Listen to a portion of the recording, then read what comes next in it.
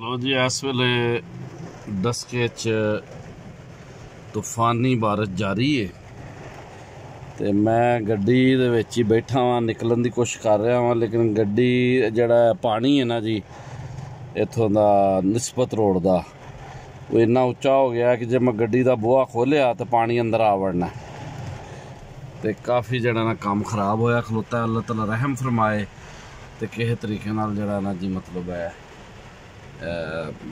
मसला जड़ा ना हल होए तो यह जड़ा ना जी कोई है थले आ जाए पानी तो फिर बंदा बाहर निकलन जोगा हो जाएगा, वरना फिलहाल समंदर जड़ा पानी का जड़ा ना वो मुंतज़िर है तो बहुत मंदे हालात ने।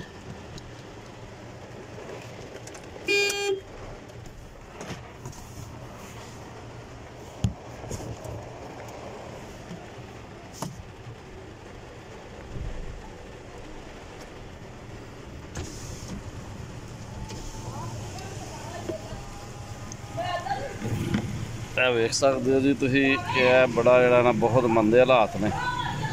चंगा रख के जड़ा बारिश हुई है तो गड्डी जड़ी है ना बिल्कुल नक्को नक मैं बूहा खोलिया तो पानी अंदर आ वड़ना तो बस इंतज़ार है उन्होंने डी के जड़ा है ना पानी किसी तरीके ना थमे बारिश थले नूं होवे ते मींह जड़ा रुके तो फिर जड़ा ना कोई बंदा अगे पिछे होवे। अल्लाह ताला रहम फरमाए।